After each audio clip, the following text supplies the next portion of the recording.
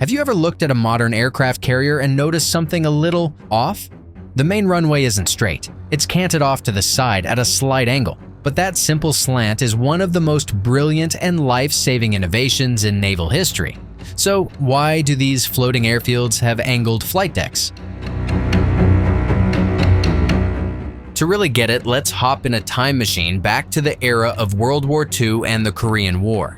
The old-school aircraft carriers had what's called an axial, or straight-line flight deck. Planes would launch from the front, the bow, and land from the back, the stern, all on the same strip. Now picture yourself as a pilot trying to land a screaming fast jet on this moving, pitching runway. Your goal is to snag one of 4 arresting wires with your tailhook, bringing you from over 100 miles per hour to a dead stop in about 2 seconds. What happens if you miss? This event, known as a bolter, was a pilot's nightmare. With a straight deck, your only option was to slam the throttle forward and hope you had enough speed to take off again before plowing into the planes parked at the bow. A flimsy net, the barricade, was often the only thing stopping a failed landing from becoming a fiery, catastrophic pileup. It was incredibly dangerous and meant that launching and landing operations could never happen at the same time. The game changed in the 1950s, thanks to the ingenuity of the British Royal Navy.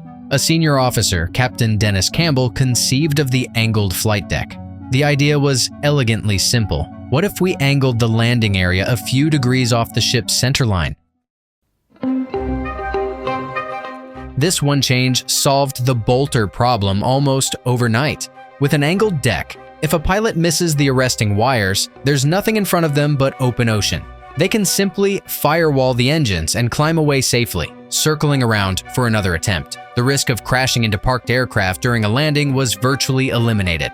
This simple geometric tweak made the most dangerous phase of carrier aviation dramatically safer.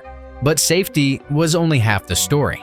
The angled deck unlocked a massive boost in efficiency. By separating the landing area from the rest of the deck, it created distinct zones for different operations. Think of it like a highway interchange. The angled deck became the landing and go-around lane. Meanwhile, the front of the carrier and the waist area, the part of the deck next to the angled strip, could be used exclusively for launching aircraft from steam or electromagnetic catapults and for parking and maintenance. Suddenly, a carrier could launch and recover aircraft at the same time. While one squadron was landing, another could be catapulted off the bow.